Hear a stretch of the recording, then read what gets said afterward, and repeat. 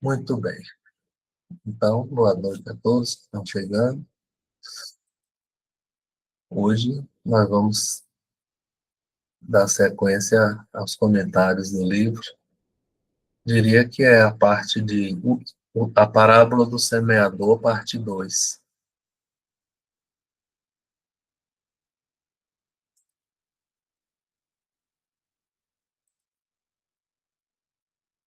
Aqui no livro o livro de Emmanuel, na minha versão, está a página 389. Mensagem: o semeador saiu. A mensagem de 7 de outubro.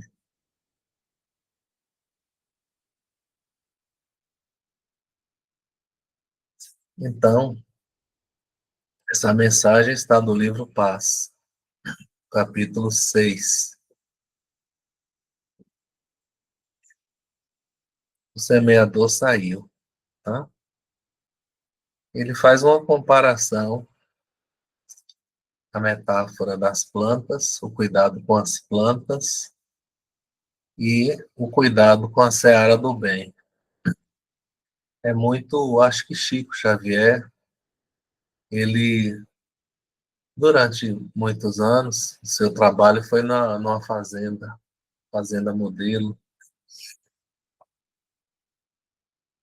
do seu patrão Joviano, Rômulo Joviano, que era do Ministério da Agricultura, e ele foi um servidor público do Ministério da Agricultura. E ele molhava as plantas, cuidava das plantas, e enquanto regava as plantas, ele ia conversando com os poetas imortais. Então, ele entendia bem da labuta com a lavoura, e não só também da criação do gado leiteiro. Minas Gerais, um grande polo de leite e de queijo, e Chico estava envolvido aí nesse laboratório agrícola. Assim. Então, a sua psicografia, Emmanuel, utiliza muito da metáfora do campo, assim como fazia Jesus também com suas parábolas. E aqui está uma figura, o semeador, saindo para semear. Tá? Então, ele fala desses cuidados que será preciso, um bom semeador, ele precisa agir e servir, cuidar. Tá? Ele vai precisar também lidar com a terra. Ou seja, o semeador não pode ter medo de meter a mão no barro e de sujar a mão, Riva, de mexer com lama, né? De entrar terra nas unhas, das mãos e dos pés. O semeador vai precisar irrigar a plantinha, ele vai precisar lidar com o barro sujo, ele vai precisar lidar, inclusive, com o adubo, né? O adubo é um estrume, muitas vezes de gado mesmo, né? Outras de galinha ou cabras. Precisa proteger a germinação das plantas, Alda. Precisa cuidar, inclusive a influência do calor, da umidade. Proteger a lavoura contra as pragas. Também tem a parte de podas, né? Contra as questões aí da chuva, do calor. Essa é a metáfora da planta. Aí ele vem e passa para a segunda parte da mensagem e diz assim: idêntica situação é o cultivador da seara do bem. Tá? Então, quando a gente fala assim de uma ação, a gente se coloca assim como semeadores, nós todos, e tem outras mensagens que a gente nós nos colocamos como terrenos, terreno que recebe a semente, né? Como a gente vai ver hoje ainda. Aqui Ele compara o cuidado com as plantas com o cuidado na seara do bem, Marisa Saba, né?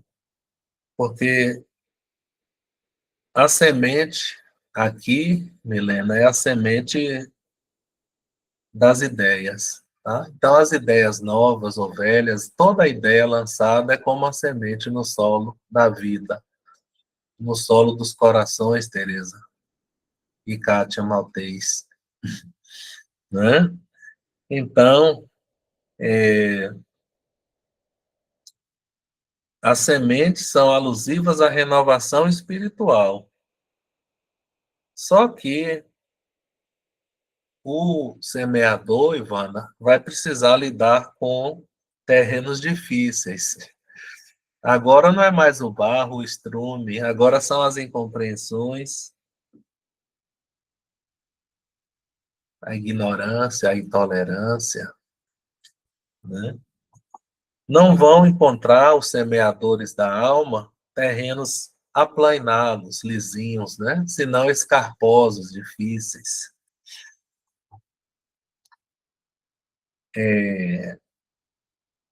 Terão que tolerar reações negativas, né? A mesma coisa aconteceu com os profetas, com Isaías, com Amós, aconteceu com Sócrates, aconteceu com João Batista. Um foi decapitado, o outro foi morto, tomou cicuta, o outro foi cerrado pelo meio, porque o povo judeu estava indiferente à mensagem, ou desprezaram. Jesus contou isso na parábola do festim, do casamento, a festa de casamento do rei, que aparece no Evangelho segundo o Espiritismo, no capítulo 18. Muitos são os chamados e poucos são os escolhidos. Então, o semeador, ele lançará ideias novas na sua seara de verdade e de elevação. O resultado virá no futuro, né? Ele conclui assim: o semeador saiu a semear. Ele saiu de si mesmo, tá? Já vimos isso, saiu do ponto de vista, saiu dos interesses próprios, saiu da comodidade para semear, a desvencilhar-se de todas as concepções da separatividade e do egoísmo. Então, emocionalmente, se a gente deixar levar o impulso da separatividade, a gente fala assim, ó, vamos dividir o Brasil, vamos dividir as escolas, vamos dividir os centros espíritas, né? Para ter, assim, uma separação. Não, não é essa a ideia que Emmanuel fala, é o contrário, não é? Contra as concepções da separatividade e egoísmo, a fim de auxiliar e compreender, trabalhar e servir, amar e tolerar, com esquecimento do si mesmo, do ego, dos interesses egóicos, para a vitória do bem. Tá? É a mensagem primeira. Tá? Boa noite a todos. Boa noite, Andréa Cleone, Iva, Aide, Ângela, Verônica, Alda. E vamos seguindo aqui com o nosso comentário, porque agora a mensagem ainda da parábola do semeador diz assim: a anterior a anterior é, eu já tinha passado, né? É assim: o semeador saiu a semear. E falando da semente, diz assim: outra parte da semente caiu em boa terra e deu fruto. Um grão produziu 100, outro 60 e outro 30 por um. Aí o nome da mensagem é No Solo do Espírito. Está no Palavra de Vida Eterna, capítulo 51. Então, o terreno agora é o espírito, a alma, né? E essa mensagem eu resumi da seguinte forma, assim: no campo da vida, que tipo de terreno eu sou? Em Riva, no campo da vida, que tipo de terreno tenho sido eu, né? Ele começa assim, ele vai falar de terra ruim, pessoas terras ruins e pessoas terras boas, tá? E depois conclui. Então, na primeira parte, pessoas terra ruim. Vamos encontrar criaturas que são as terras, né, que expressam todo tipo de terra, né? Aí vem seres, calhaus, né? Calhaus é pedregulho. Seres espinheiros, seres milhafres, todo mundo sabe, né, o que é milhafre. Só vou falar para relembrar, mas todos sabem. Milhafre é gavião.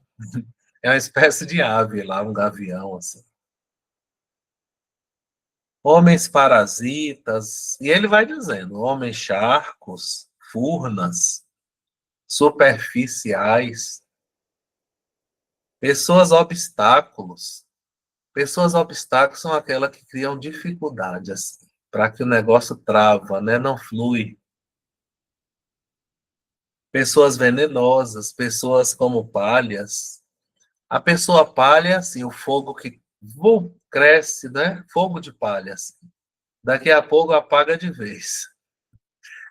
Não sustenta, né, a chama. Não persevera. Pessoas sorvedouros, pessoas erosões e pessoas abismos. Nossa, tá bom, irmão. Por outro lado, também vamos encontrar com alegria pessoas searas, solos produtivos, do caráter reto, aí as virtudes, né? Sentimentos nobres, abnegação, esforço próprio, suor do trabalho constante, que sabem albergar sementes do conhecimento superior, produzindo a colheita para o bem dos semelhantes. E aí ele conclui, Emmanuel, há quem fale assim, meditação não é espiritismo, não é uma prática espírita, mas aqui Emmanuel fala assim, reparemos a paisagem que nos rodeia através da meditação, só que a meditação espírita é uma meditação de enfrentamento dos problemas e não fuga deles, na paz, do nirvana. Na porta da sala de oração, no Círculo Espírita de Oração, Elzo colocou uma mensagem assim: essa sala é dedicada à meditação não como fuga dos problemas, mas para enfrentá-los e solucioná-los. A meditação espírita é assim. Então, através dessa meditação, com facilidade, observando o nosso redor, por nossa atitude perante as pessoas, vamos reconhecer logo que espécie de terreno estamos sendo nós. Tá? Então, ele encerra, observar as próprias atitudes e entender qual espécie de terreno estou sendo: terra boa, terra ruim.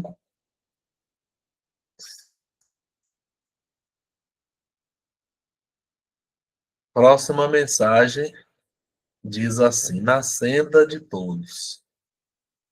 Livro Bênção de Paz, capítulo 52. Ainda, parábola do semeador, Kátia, que diz assim: porque aquele que tem, se dará, e terá em abundância. Mas aquele que não tem, até aquilo que tem lhe será tirado. Essa é uma das passagens que te envolve uma certa dificuldade de compreensão, né?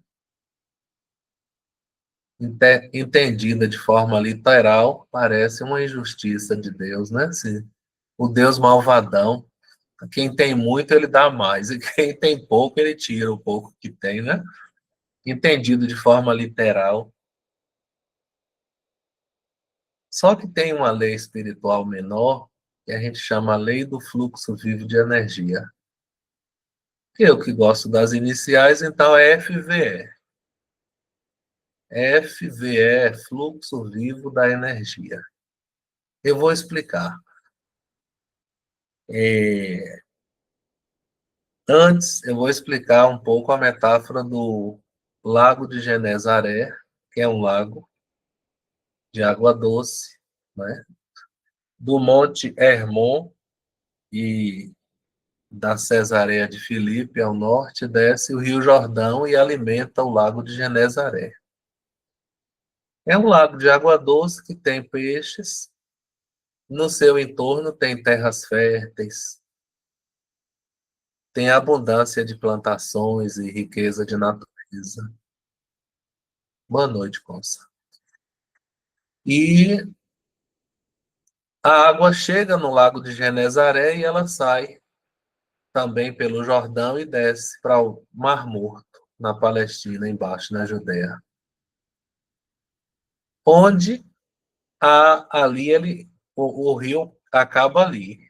O Mar Morto absorve a água e fica quieto. Para ele não sai nada dele. O Mar Morto, ao contrário do Largo de Genezaré, é um mar salgado, onde quase não há vida nas águas, a não ser algumas algas, bactérias, mas não tem vida, peixe, plantas. E o terreno é seco e desértico no seu redor.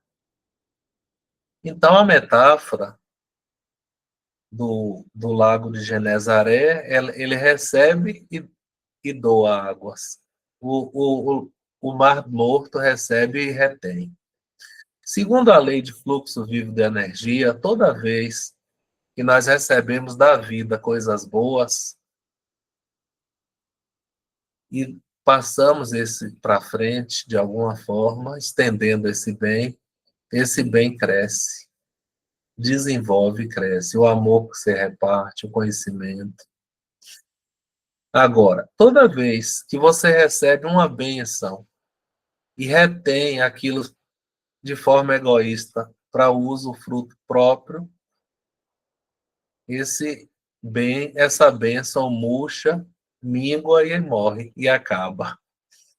Então, aquele que é uma pessoa tipo Lago de Genezaré, né, mais lhe será dado a vida no entorno. Mas aquele que retém, como o Mar Morto, o pouco que tem, um dia, uma hora acaba. Tá? Então, segundo essa lei do fluxo vivo de energia, nós precisamos esparramar toda a bênção, todo o bem que chega em nossa vida. Tá? Então, eu entendo assim a explicação dessa passagem: ao que tem, lhe será dado. Emmanuel comenta também nessa mensagem: na senda de todos, quanto mais coisas que podem tolher a felicidade, tá? Então ele começa colocando assim: olha, eu vou colocar coisas que podem roubar felicidade. Nós temos um supremo interesse na felicidade, desde agora, né? Então a gente precisa entender quais são os obstáculos que tiram a nossa felicidade para a gente resolver esses problemas. Quais são elas? Quanto mais você tiver posse sem utilidade, título sem aplicação, conhecimento sem trabalho, quanto mais poder sem benevolência, quanto mais objeto sem uso, né? Tenho certeza que aqui na casa de nossa aqui não tem nada de objeto sem uso. Quanto mais tivermos relações sem proveito, menos livre estaremos para sermos felizes, tá? Aí ele dá o contraponto no parágrafo grandão, que diz assim: é razoável possuir alguma reserva amoedada, mas é importante colocar alguma parte a serviço do amparo e do progresso comunitário.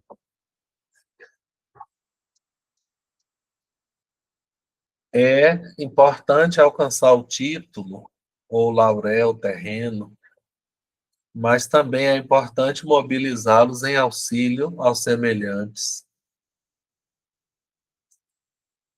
Importante entesourar a cultura, mas usando-a em benefício do próximo. Você pode ter autoridade, contudo, manejando com bondade e justiça para o conforto dos terceiros. Você pode ter até legiões de amigos, mas deve motivá-los para as obras da beneficência e da educação, o estímulo ao estudo e à prática do bem. Por falar nisso, o mês que vem eu vou perturbar vocês com a campanhazinha de Natal, viu? Para quem quiser poder ajudar. Então ele comenta, olha como lembra o fluxo vivo de energia, Kátia. Quanto mais retivermos do que somos e temos, em louvor ao próprio egoísmo, mais escravizados na sombra, que expressa o domínio do eu. E quanto mais dermos do que somos e temos em apoio aos outros, Andréa, mais livre nos tornaremos para assimilar e esparzir a luz que entretece o reino de Deus. Né? Foi uma forma de confirmar aqui. E a outra mensagem, a quem mais tem, do livro, desse caso aqui é o do Reformador, né? Da revista Reformador. A quem mais tem, mais receberá. Essa lei do fluxo vivo de energia funcionando junto com a lei do retorno, ou a lei do semeadura e colheita, ou lei de causa e efeito, tá? Ele diz assim: a quem mais ama, amor mais amplo. Quem mais despreza, mais se evita. Quem serve, maior auxílio encontra. E quem desajuda, encontra embaraço maior. Aquele que aprende, firma a lição. Quem foge ao ensino, tem experiências mais duras na vida. Quem trabalha, gera influência. Quem é preguiçoso, sente tédio. Quem ampara, encontra socorro. Quem prejudica, aumenta a própria aflição. E aí vai, né? Quem amarga, encontra fel no caminho. E quem planta o bem, recolhe segundo a sementeira. Tá? Aquele que recebemos, por isso, em maior porção daquilo que mais dermos. É como se, assim, o vaso de perfume é muito perfumado. De tanto ele doar perfume, ele fica bem perfumado. É mais ou menos assim. Tem uma música que trata disso, não é, Riva? Não é, Teresa? Eis porque disse o Senhor: a quem mais tem, mais se lhe dará. Porquanto de tudo que entregarmos à existência, receberemos de volta, em medida cheia e recalcada. Como é que soou para vocês recalcada? Eu não aguentei, fui pesquisar. Terra recalcada. Não é da psicanálise, viu? Uma terra neurótica, não. Quando você enche, não é? Uma vasilha de terra e após ter enchido, soca, aí tá a terra recalcada, é isso. Ou seja, bastante cheio, chega a ter que socar para caber, né? Então, Farias, de tudo que entregamos à existência, receberemos de volta em medida cheia e recalcada, né? Assim, vai não só encher, mas vai, cadê Iva? Vai pocar, não é, Iva? Estamos caminhando para o final do nosso trabalho. Ainda temos duas mensagens. Vamos espiar aqui assim, os comentários, as amizades, os encontros, né? Que bacana. Então, vamos lá. A próxima mensagem é ainda, toda hoje é parábola do semeador, tá? E diz assim: Bem-aventurados os vossos olhos, porque veem, e os vossos ouvidos, porque ouvem. O título, Bênção Maior, está no livro da Esperança, capítulo 53. Sabe qual é a bênção maior? Nossa, quem espiou sabe. É o corpo físico. Emmanuel está dizendo que o nosso corpo físico, biológico, é a nossa bênção maior. E por isso, nós temos o dever de cuidar da saúde, da atividade física, da alimentação mais saudável possível e do descanso, né? E do descanso também. E outros cuidados com a saúde, tá? A lista é um pouquinho grande, mas isso aqui já deu a noção. Nosso corpo é nossa bênção e devemos auxiliá-lo com diligência para que ele nos auxilie com segurança. Aí ele traz uma noção que nós precisamos educar o corpo físico. Estávamos refletindo hoje mais cedo, ora, se a gente não educa com esforço, com hábitos saudáveis, a gente gravita para a preguiça, para o menor esforço, para a matéria, para os vícios, né? Em nossa condição atual, a gente precisa ter um esforço grande, educativo da alma. Se a gente se afasta da luz e do pão espiritual, a gente gravita para baixo, perde sintonia. Então, para manter a chama acesa da sintonia, da proteção, a gente precisa educar não só a mente e a alma, mas educar também o corpo, né? Ele é chamado de cabine de comando. Tá dentro do corpo, claro que o comando é o cérebro. Dentro do cérebro é a pineal, né? E a pineal é que capta o cérebro espiritual, caiu um cotonete aqui. Então, ele chama o corpo de escopro. Ei, Chico Xavier, viu? Cada palavra, escopro é o cinzel. E o que é o cinzel? O cinzel é um instrumento de aço que é usado para talhar o mármore e os metais e a madeira. Alberto, escopro, né? O corpo é como o cinzel que burila a matéria.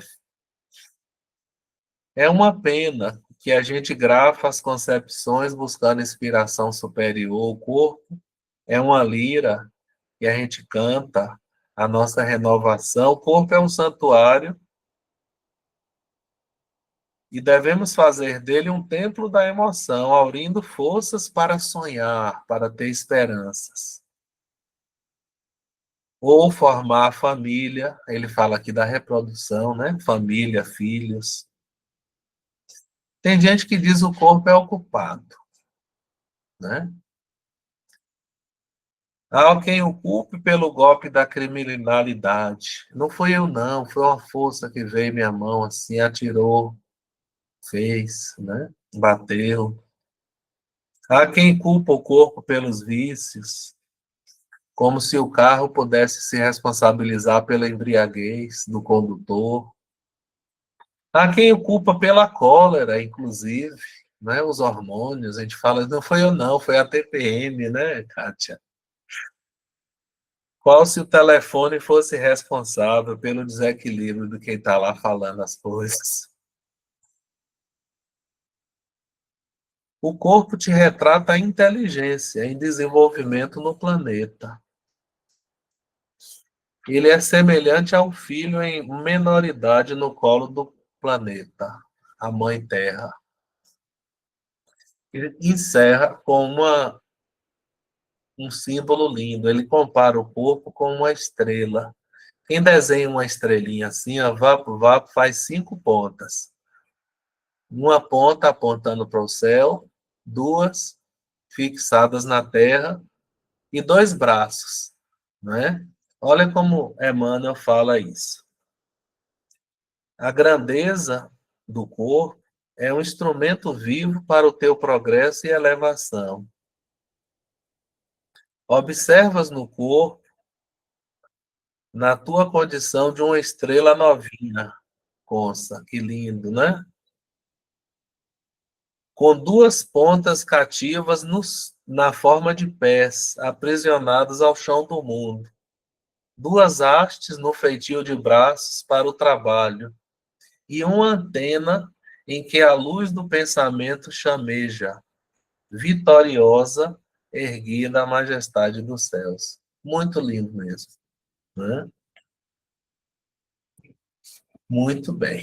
Então, chegamos à nossa última mensagem de hoje,